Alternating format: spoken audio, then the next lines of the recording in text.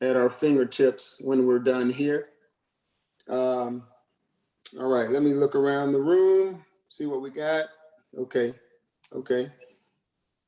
Awesome. Hey, so I want to thank everyone for carving out time in their schedule. I know it's early Saturday morning. I know some of us are rolling out of bed. We haven't had our coffee or breakfast quite yet. So thanks again for joining us. What I like to do, and we're going to have more and more people join us. What I like to do at this point is give everyone about a minute to introduce themselves. So who you are, what you do, and I have a question for you. How has COVID-19 affected your spiritual wellness? So again, 1 minute introduction and answer the question, how has COVID-19 affected your spiritual wellness? So I will start with Mr. Sean Carrington. Awesome. Thank you, Dr. X. I appreciate that. Good morning, everyone. Like Dr. X just said, I am Sean Carrington. So a little bit about myself. I am a child of God.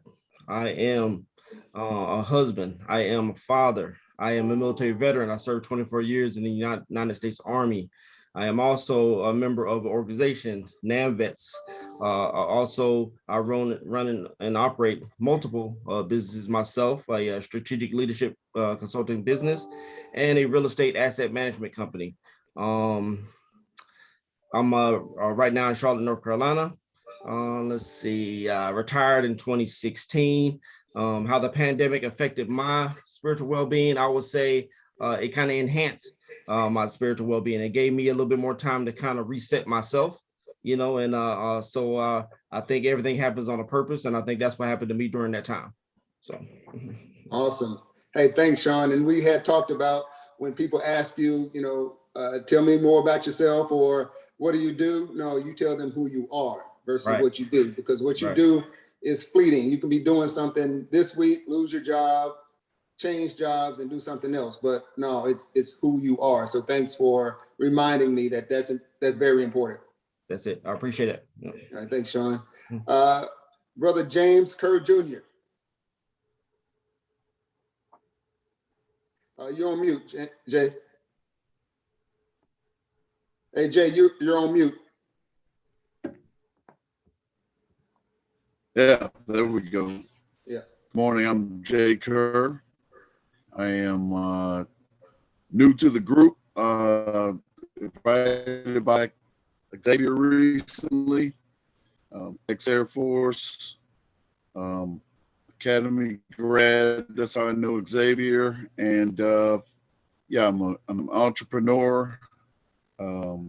And looking forward to connecting with the group. So that's what I'm looking to add on to. And then I think spiritually, the COVID era put us, at least for me, it was more isolating. And so certainly there was time to reflect, but some of the fellowship opportunities were changed, moving more to electronics and those kind of things let you know that there's power in presence. So looking forward to another vehicle to connect.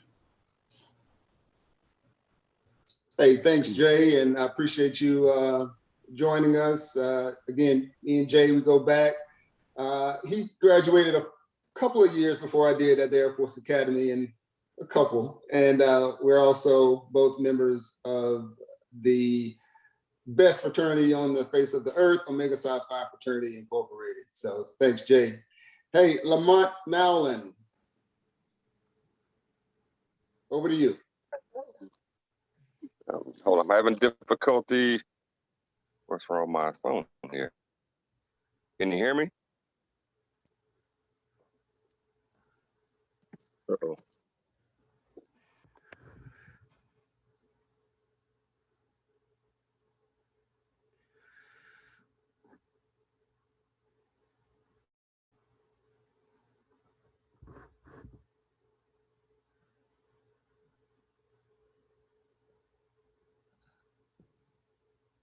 Dr. Xavier, we can't hear you right now.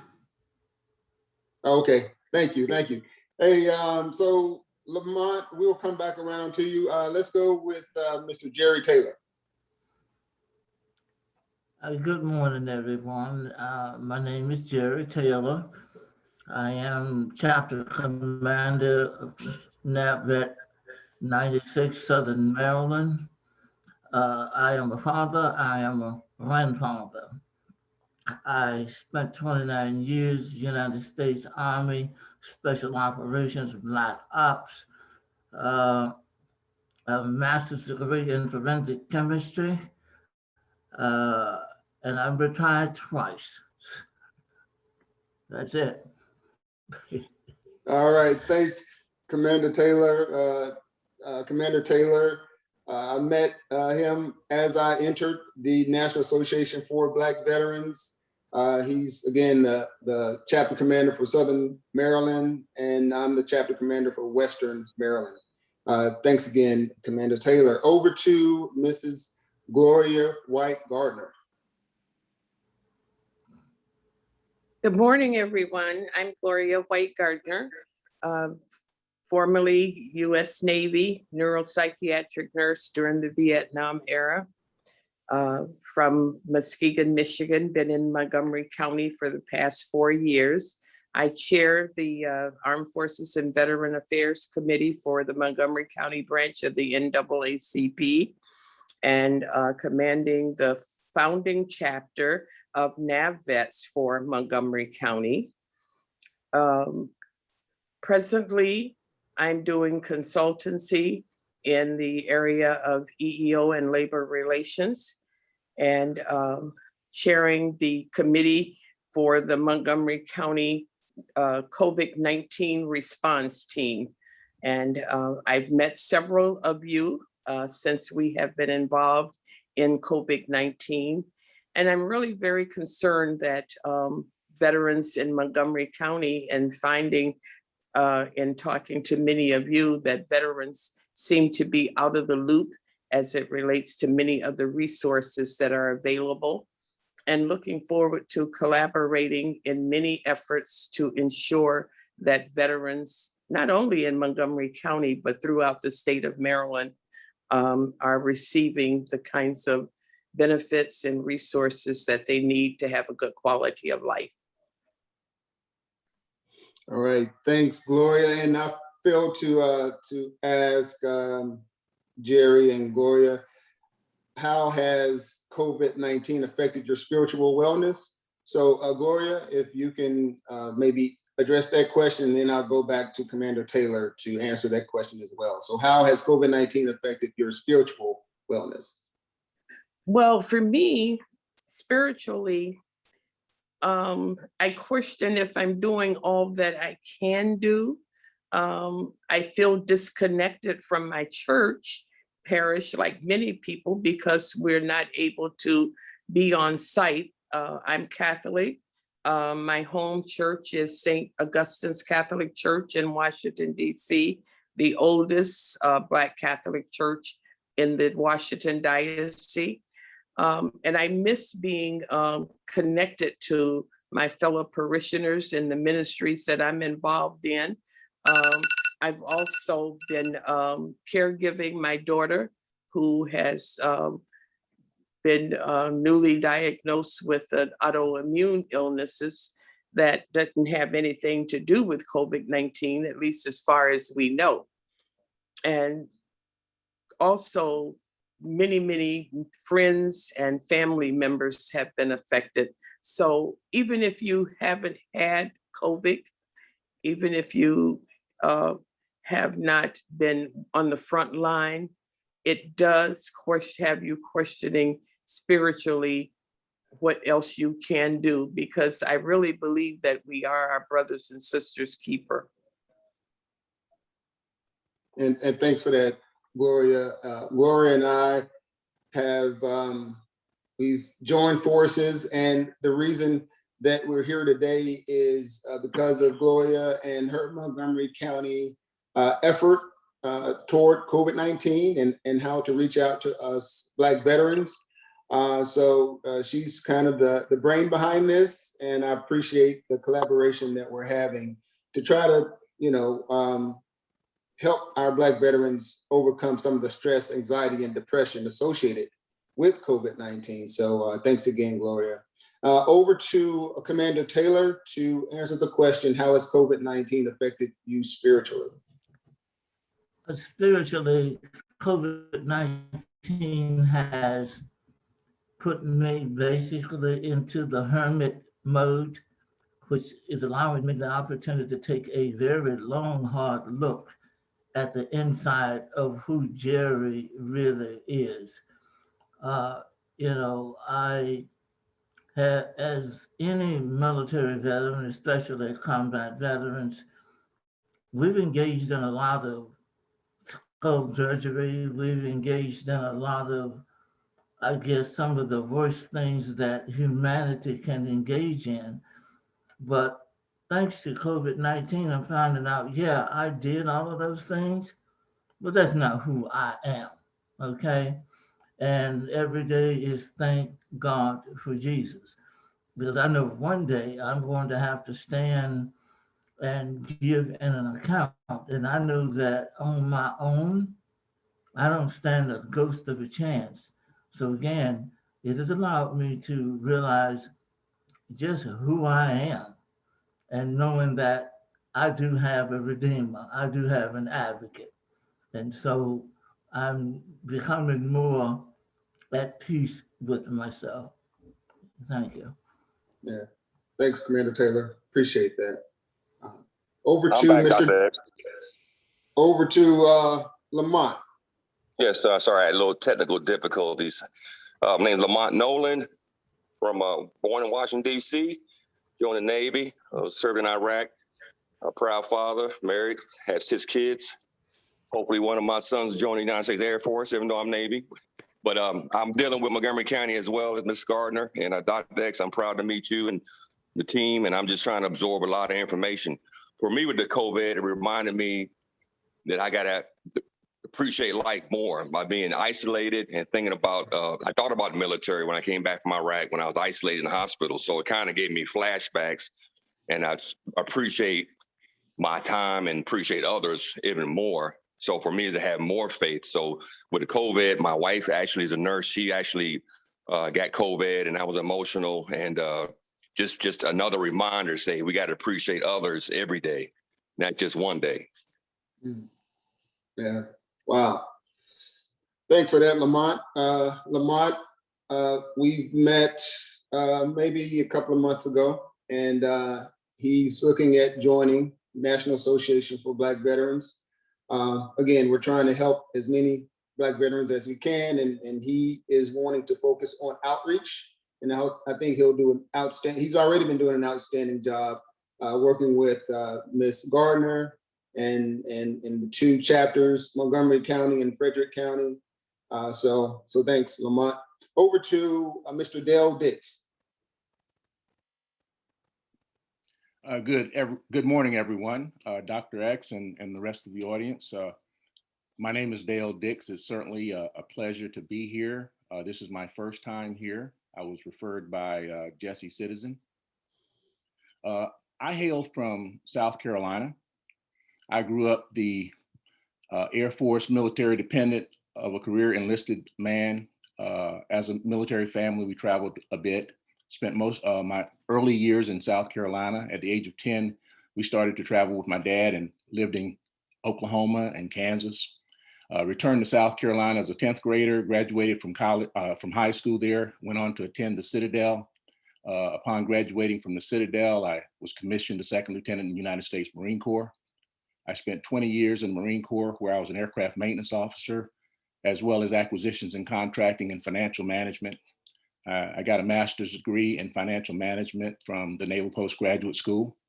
Upon retiring from the Marine Corps, I went to work for Fannie Mae, where I was in charge of diversity and inclusion training for all their employees, as well as I started some initiatives to work with partners of Fannie Mae, such as lenders and house in the housing industry. And I helped a lot of those organizations set up diversity and inclusion programs.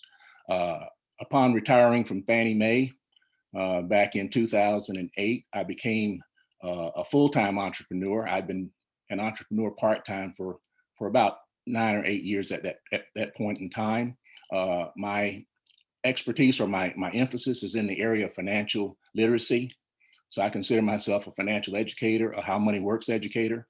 I also spend the other parts of my time, which is about 30% of my time, doing personal development training to include diversity and inclusion. So those are the areas that's pretty much who I am, I guess, or what I do. I'll work on that definition, Dr. X, over time. As it pertains to my spiritual experience with COVID, I've been kind of dislocated from my home church back in the DC metro area for a couple of years now. I relocated to Martinsburg, West Virginia. But COVID has allowed me to, our church has been very active online in terms of doing a lot of things using Zoom. So really it's been an opportunity for me to kind of re-engage at a level that I was not engaged at prior to COVID. So that's been good. It's been hard for me to find a home church out here in Martinsburg. So I'm struggling with that. I hope I've answered your question, and thank you for the opportunity. Yeah, absolutely, Dale. I appreciate that. He mentioned being referred by Jesse Citizen. Jesse Citizen and I, we met through an organization called Retired Minority Officers Association. So it's a place in which primarily veterans of color primarily find ways to collaborate and get some synergy in terms of their entrepreneurial journey. So that's how I met Jesse. Okay, over to Dr. Sheila McCullers.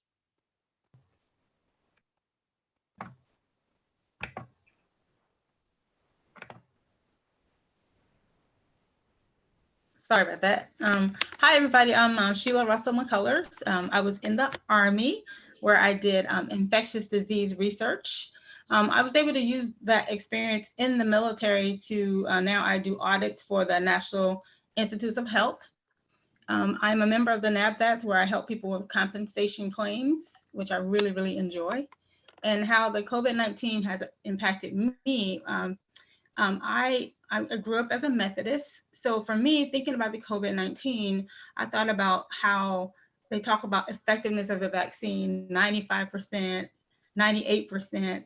For me, because I feel that Jesus never fails, I feel that it's 100% effective. So that has spiritually helped me think about, no matter what, for me, Jesus never fails. There you go. Thank you, Dr. McCullers. And as she mentioned, she's a member of the NABVETS Western Maryland chapter. She's doing an outstanding job pulling our installation ceremony together, which is this time next week. We will be installing the Western Maryland chapter officers. And again, thanks, Dr. McCullers. Over to Mrs. Tina Smith.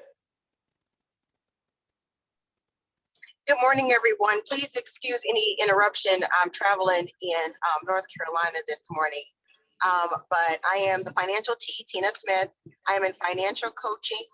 I retired from the United States Air Force in 2013 and decided to become a financial advisor with a large financial company.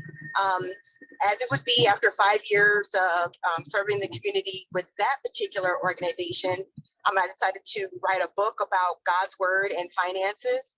And the broker dealer that was associated with that company promptly let me know that they did not accept the fact that I wrote a book without their permission. So I decided to start my own firm, primarily helping the millennial professional. So individuals who are starting their careers off soon after college to help them provide 401k advice, as well as other budgeting and debt reduction strategies for them. I have all the licenses, whether it be life and health, Series 6, 63, 65. So I also am an investment broker for them as well. And I am a wife to a newly retired Marine Master Sergeant and a mom to a rising sophomore. And let's see, spiritually, I would say COVID has helped me realize that God's promises stands regardless of what's happening on earth. I recognize that COVID has been a very distraught situation, but God has kept us, kept our families, and, you know, just blessed us tremendously, even in this season. So again, I believe that his promises are yea and amen, regardless of what's going on earth. Thank you, Dr. X, for the invitation. I truly appreciate it and looking forward to learning more from all of you. Hey, thanks, Tina. Really appreciate it. Tina and I go way back to what, 1995, summer of 95, Air Force Academy, prep school, B squad. Yes, sir. 1994, we were the first class of 50. Yes, sir. There you go. There you go. All right. Thanks for joining us, Tina. Over to Mr. Bryant Hayes. Hey, how's it going? Not too much. Xavier, no, I'm a pretty laid back kind of guy.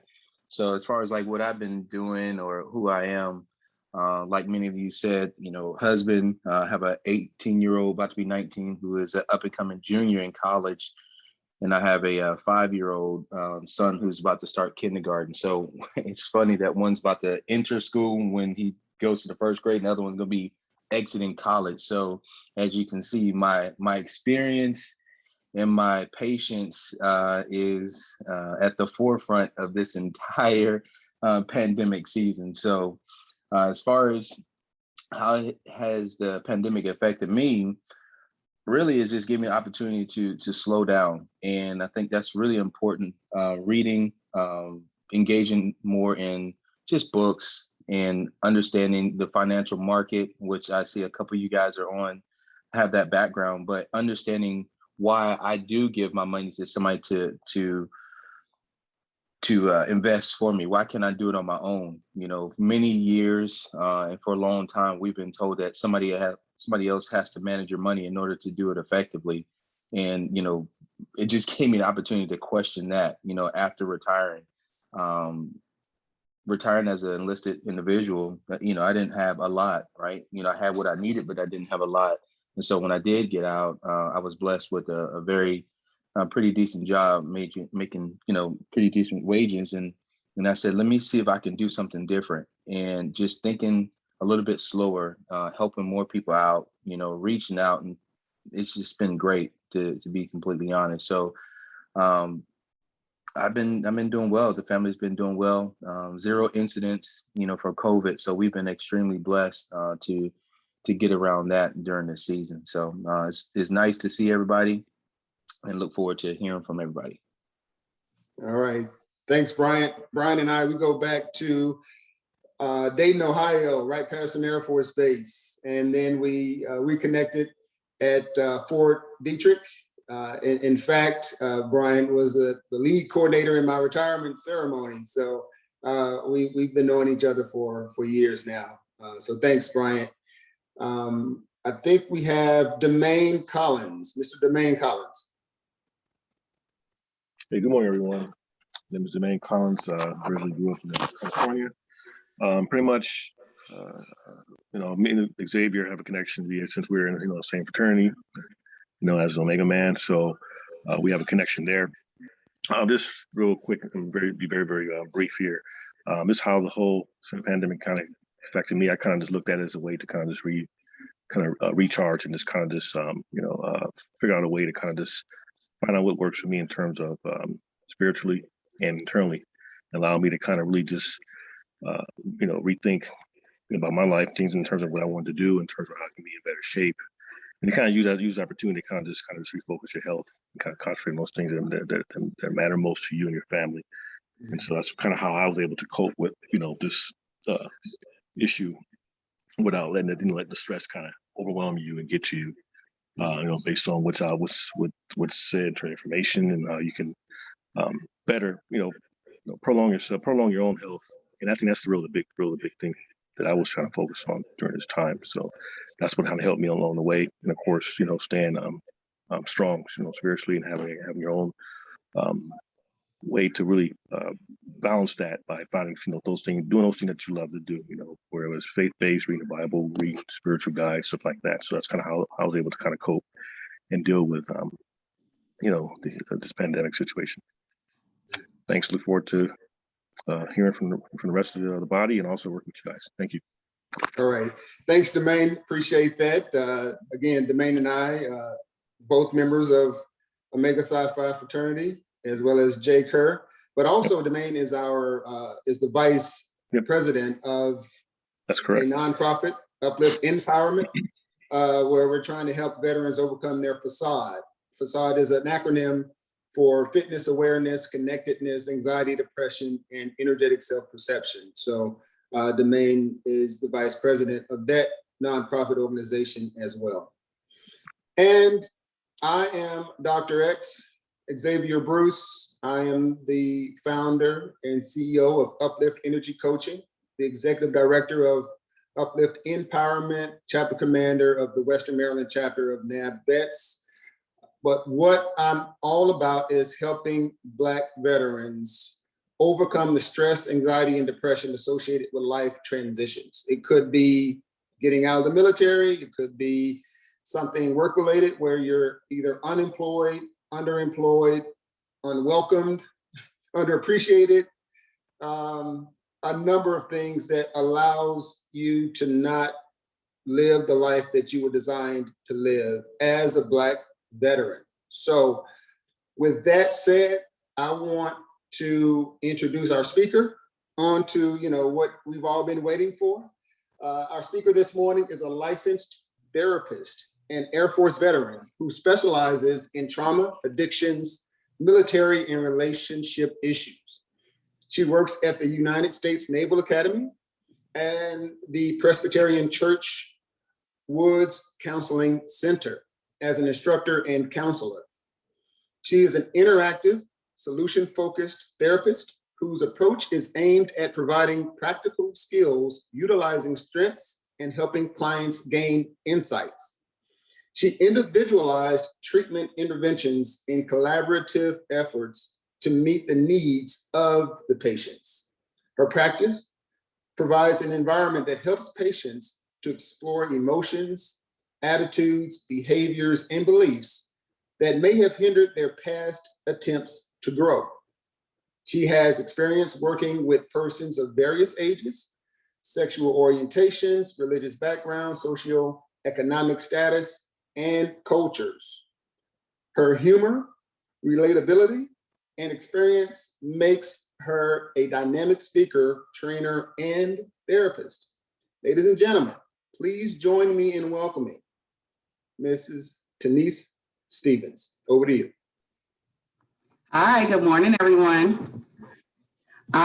So in my bio, thank you, Dr. X, for reading that. One of the things it said is interactive. So we're going to have a discussion during my time of talking, okay? So when I'm asking you a question, you unmute yourself and chime in. And I promise you, I'm a therapist. So we take whole classes on waiting people out and sitting in silence. So I hope you feel talkative this morning. One of the things, so like Dr. X said, I'm a veteran. I've worked with veterans. I've been a spouse of a retired veteran. And I'm currently working at the Naval Academy, right? And I started there actually during the pandemic. And the question that Dr. X asked is, how has COVID impacted your spirituality? I thought it was a great question. I noticed that most of you turn towards religion. And so before I get started, as we get started here, I want to know to you, what's the difference between spirituality and religion? Can somebody help feather that out for me? What's the difference between spirituality and religion? I can probably answer that. For me, religion was man-made, so I don't really follow religion, but I do follow spirituality. Spirituality is my direct connection and communication to God Himself. So I try to keep that antenna directly connected, and that's my spirituality. So I know that's the difference to me. Yeah, anybody else? Yeah, sorry about that. I see religion as a way of practicing, and spirituality is a feeling. So, I mean, spirituality doesn't necessarily have to do with like a God. I mean, it could be whatever that you feel. You can be spiritual to trees. I mean, some people are spiritual to a whole bunch of different things. And religion to me is more of a practice of what that is. I see religion being the denominations of the various organizations, and I call them organizations. They are churches, but I also call them organizations. And for me, my spirituality comes from my parents, those characteristics and values that they instilled in me, and to be the best that I could be, and to bring honor on them and honor on our family name and great grandmother. My background from parents and grandparents and great grandparents comes out of Shreveport, Louisiana, and they were very spiritual people. I didn't really learn about the church until I became a young child. So I always just heard people talk about the spirits. So it's the inner feeling.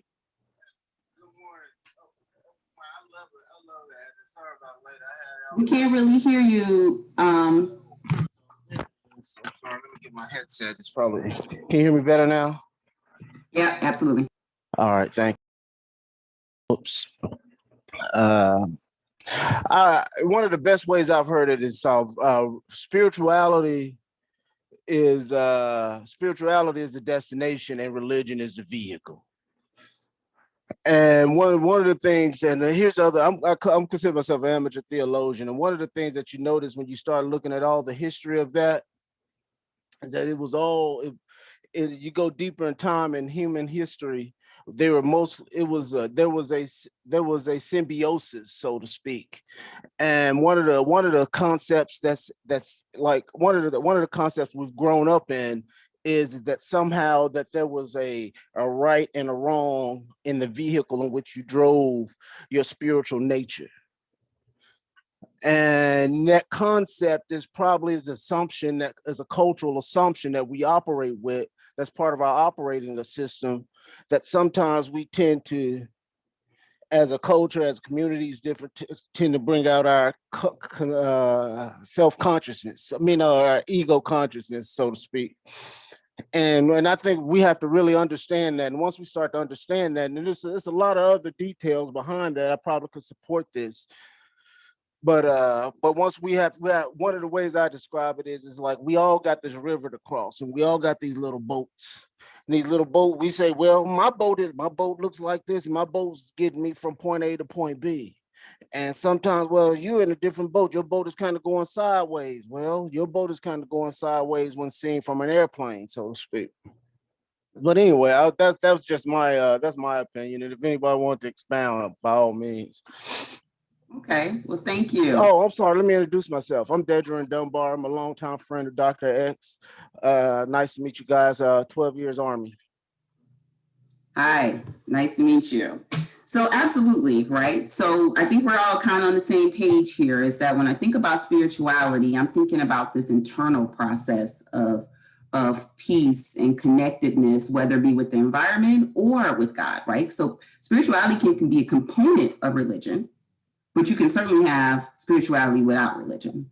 And you can have religion without spirituality. And in fact, that disconnect is sometimes why we struggle when we can't get into our communities and can't get to our churches, because we're not necessarily doing the work at home to keep ourselves centered and keep ourselves looking for insights and peace, right? And so spirituality is a lot of work. It's getting your hands dirty. And so when we talked about my intro, is talk about like a solution-focused therapist. That's a therapist who doesn't think that we just gonna get where we're going by talking about it. Mental health and mental wellness is not just by talking about it. It's actually that intersection of actually doing the work, not thinking that your life is going to change via osmosis. Everyone here has these great bios. You didn't get that way from not working, right?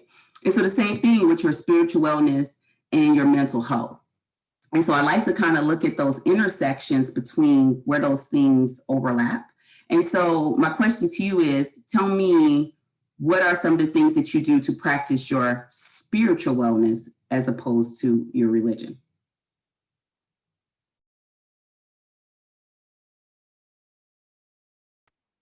Well, I know for me, good morning, can you hear me? One of the things I like to do as far as a practitioner is like to help with my internal piece is like, meditation, which is a big part of that. Meditation, and also just reading works that are positively uplifting, and so that way I can kind of in tune and take those words and kind of help build that energy up, and kind of maintain that aura or that positive vibe, so that way you kind of keep out some of the negativity, or kind of diffract some of the negativity that comes in, that sometimes you might be bombarded with within the world. So that's how I found out how to build that internal peace. And I mean, to kind of keep it simple, I mean, there's other things, meditation, various practices that you can use, various techniques, breathing techniques, exercising, dieting. It's a combination. It's more of a holistic approach. But that's kind of how I kind of help in tune myself and try to, ground myself to kind of, help build that kind of tolerance for some of the things that you may have to endure, of course, in this life. So it's just kind of some of the more practical ways that I use. Maine, thank you. So, when you're speaking in front of the audience, sometimes you're like, oh, I hope they say. So thank you for saying meditation. It's the first thing I like to talk about, right? So you kind of, plant it in the audience. Meditation is one of the biggest things that we can do as far as centering ourselves. There's so much research in the impact of meditation, whether it's helping with depression, anxiety, PTSD, so mental health issues, but then physical health too. If you have pain, I mean, some of you are war veterans, right? So if you have chronic pain or anything like that, meditation helps with that. Fibromyalgia, irritable bowel syndrome, like you name it, meditation helps. And not only that, just if you've been struggling with patience, if you have poor interpersonal skills. So basically, like, it helps from everything from physical and mental health to just kind of not being a jerk and being kind to people. They have research that shows that people who meditate actually are there. And so I find that it's a tool that we can use that's sometimes underutilized. But again, we have this intersection between spirituality and religion, even in the Quran, even in the Torah, in the Bible, as early as Genesis. We talk about meditation, and it's something that we don't necessarily do, but it has all these great impact. And so sometimes, has anyone else in here besides the main ever meditated before? Anybody? I do on a regular basis. You do? What kind of meditation do you do? That's a loaded question. Well, at least for me, it depends on how I approach it and how I approach certain things. But I have a simple morning meditation. I have simple morning things where I sit around and focus on the targeted behaviors for my own change.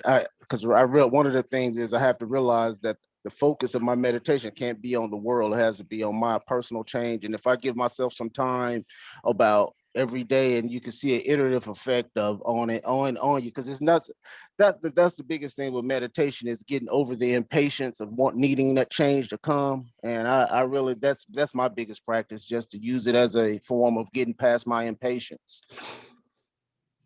Absolutely. And so here's the deal.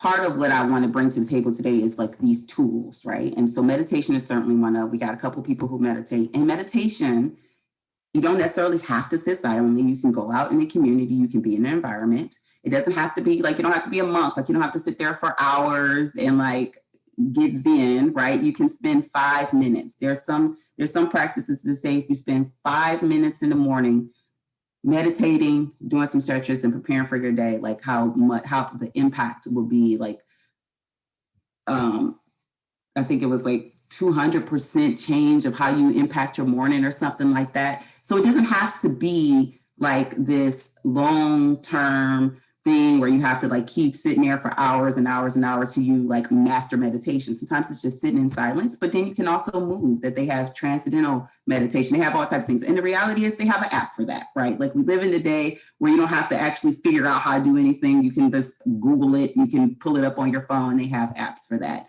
And so Meditation is certainly a spiritual practice that's also based in religion and mental health that is great for practicing and keeping you grounded, particularly during this time where we just came out of this isolation, but the Delta variant is up. Like, we don't know what's next. And if you want to stay centered, meditation is certainly a great place for that. What are some other spiritual practices that you use? So we got meditation. What else?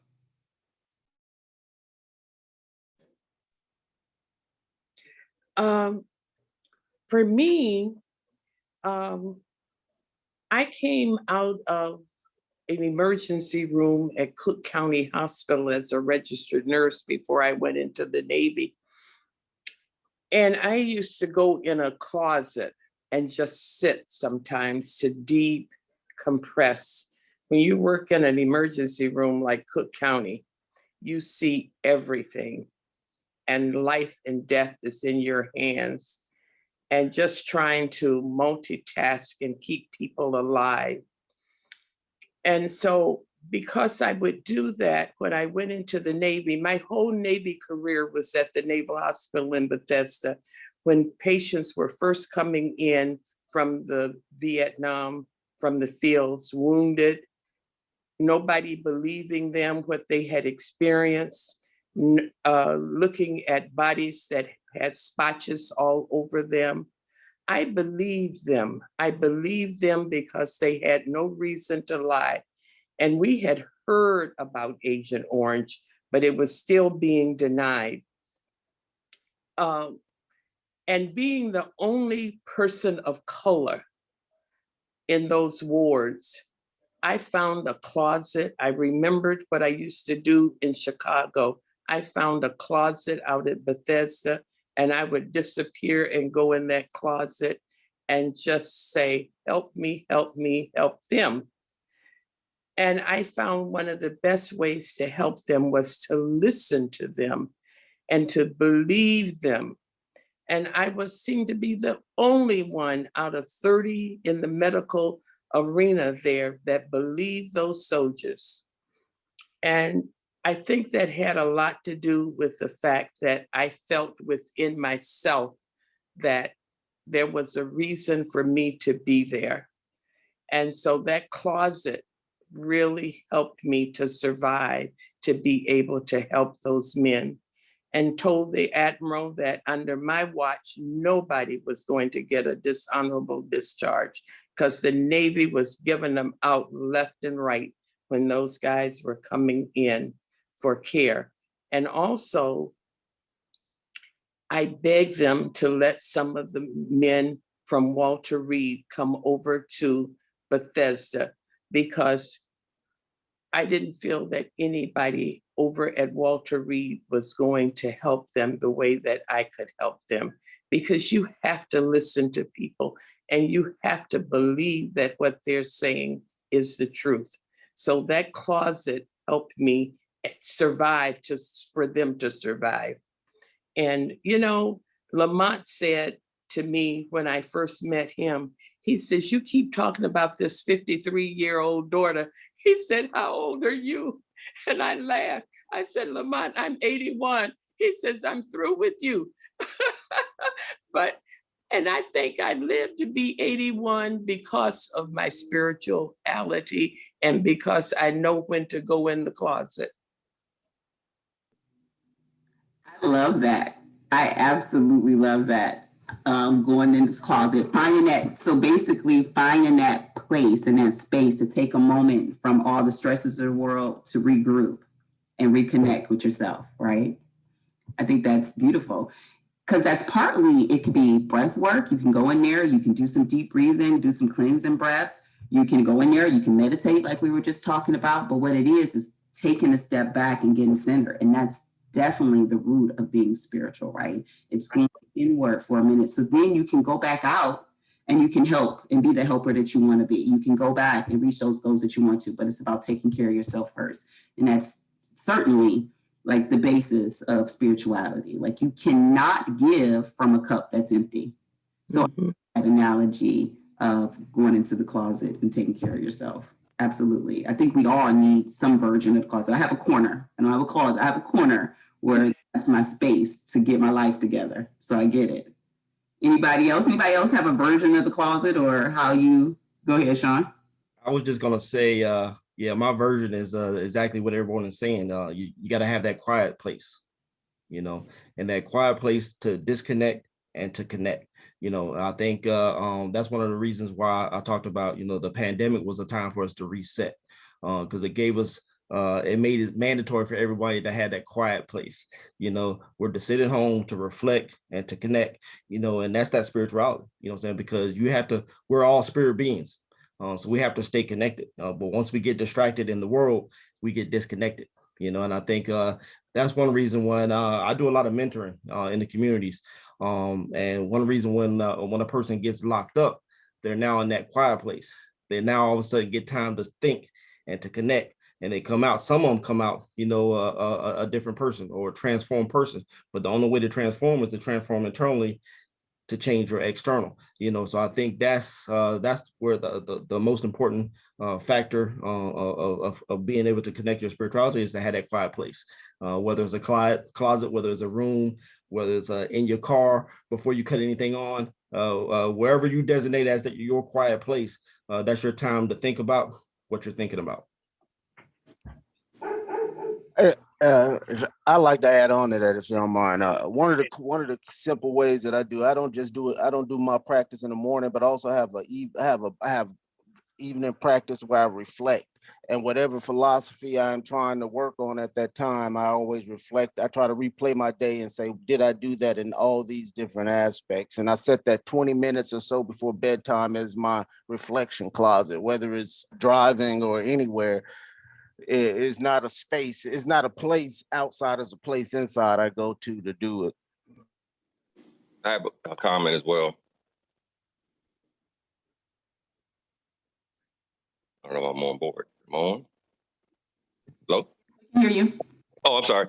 For me, by being in Iraq and getting mobilized and injured, I always recall a desert and no vegetation. So I go out and I'll just sit at a park and I visualize and I say I'm thankful to see trees. And if I see a bird or an animal, I like, hey, if I was in Iraq, I didn't see things that I maybe not took for granted, but I appreciate life. So I just sit out and look at the sun and the skies, and then it kind of reflects back and forth to my transitioning period when I got mobilized and on, I don't know what type of medication when they flew me out to Lundstuhl Ramstein. So when you're on that heavy dose of medications and you don't realize how you went from Kuwait and Iraq to Germany, that was a phase in my life where I don't recall. So I kind of reflect back and forth with visualizing, and I just visualize, wow, I could earn my college degree. And I just like if I have an interview or like even today's meeting, I'm visualizing and I'm kind of pre-thinking what this discussion is and feeling excited. So I'm trying to mentally focus and visualize too. I'm seeing certain things wave back and forth mentally, and then it makes me focus more because I'm going from the past to the present, but I'm still hoping to have a future.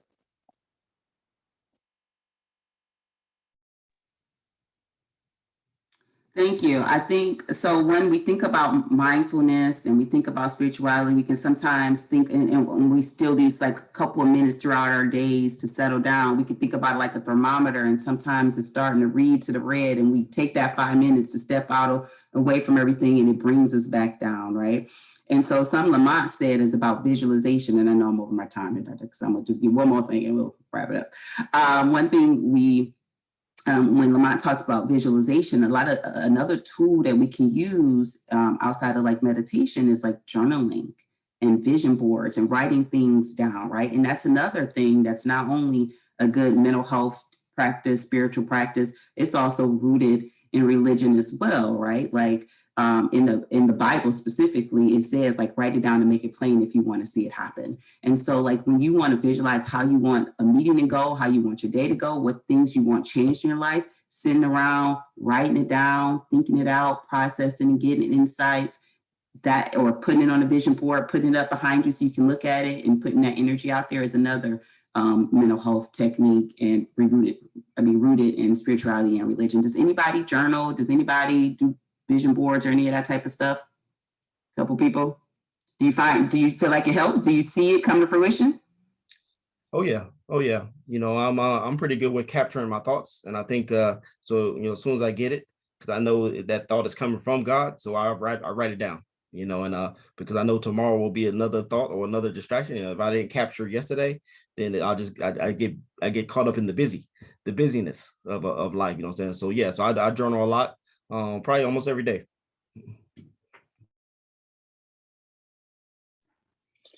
Hey, real quick, I just want to say you guys are some deep people. I'm not that deep. I just go, you know, vision boards, we do it every year. It was a practice my wife brought in. I don't journal, I'll be completely honest with everybody.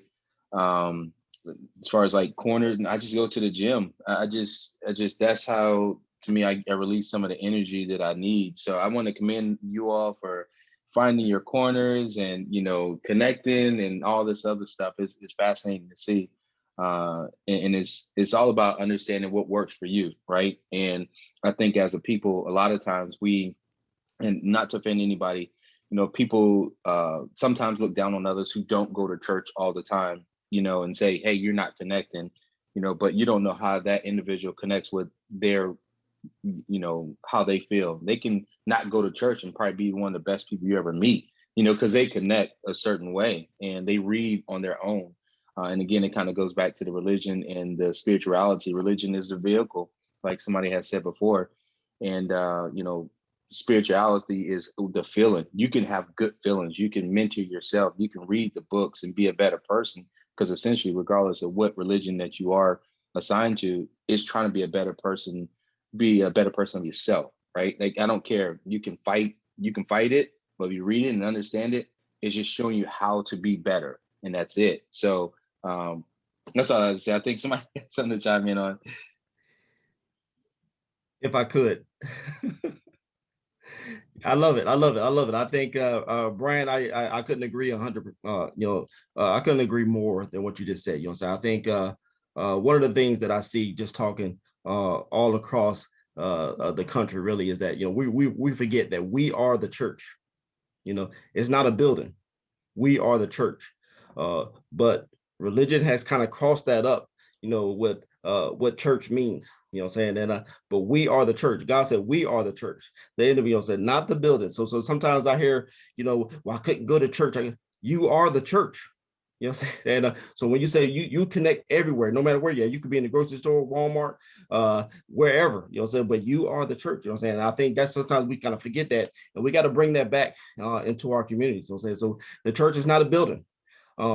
You know, and it is a difference between religion and spirituality. You know what I'm saying? God didn't say anything about religion. You know, so we kind of created that on earth. You know what I'm saying? God said about spiritual, he said the kingdom, speak directly to him. You know what I'm saying? So we are that church, you know what I'm saying? So you always keep that, you know, no matter where you're at. That's why, you know, if you talk to someone in the aisle somewhere, you can connect. You know what I'm saying? You don't have to go to church to connect like that. You know what I'm saying? I think sometimes that message is lost, and we got to kind of bring that back a little bit. You know, so I just want to throw that out there, just to kind of piggyback on what you just said, because I agree with you 100% on that. I like to make a comment as well on that. You are absolutely right, and that's why veterans, we are that camaraderie. I mean, just to transition out of the military. I used to be upset with the civilian world. I say, hey, you're not saying good morning when I say good morning. Hello. And I said, hey, I had to realize, you know, veterans and military, you know, saluting and respecting the uniform.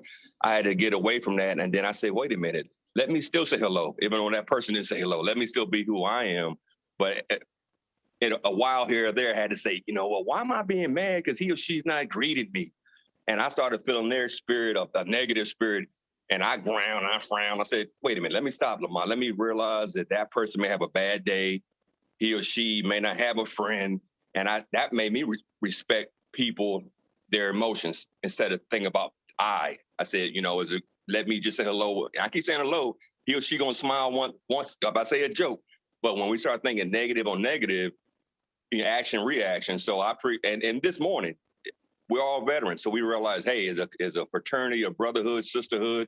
So I appreciate the conversation where everybody is in the country. And I'll hold on and let someone else speak. We got about 5 minutes left. So I want to turn it over to Denise. to have any closing remarks or statements that we can take away and make it a great weekend with your closing comments. Oh. Well, as we close out here, I just want to thank you, because I didn't do it earlier. Thank you for having me in and inviting me. So let's start there. We've talked about a couple of things here. We talked about this difference between religion and community. I mean, religion and spirituality, which both have a purpose, right? And they're both great things to latch on to. When we talk about religion, we're talking about a community, which communities are vital. We're a community right now, right? But the difference is we got to make sure that we start with ourselves first. So we touch our spirituality, we get ourselves together. So when we come into these churches or parishes or synagogues or wherever we're going, or in group Zoom meets 8 o'clock in the morning on Saturdays, right? That we come as a healthy person with good energy so we can impact each other in a positive way, right? So that's when we have the downfall of our communities, is when we're not individually taking responsibility and looking for insight and growing and doing our own growth work, right? So that's the difference between spirituality and religion. Neither is wrong. And you can have one without the other. Like we said, there's plenty of people who have religion who haven't done their own work. And so they go into these churches and they repeat this doctrine, but they're not right, okay, as an individual. And then we have people who are spiritual who don't ascribe to necessary religion. So if you do both, great, but you have to do one first, and that's take care of you. And so we talked about different things that we can do. We talked about, and Brian is right, exercising is a great way to take care of yourself, to get grounded, to taking care of yourself physically, because you can't have one without the other, right? Like you can't have great mental health with being in poor physical health, right? They're connected.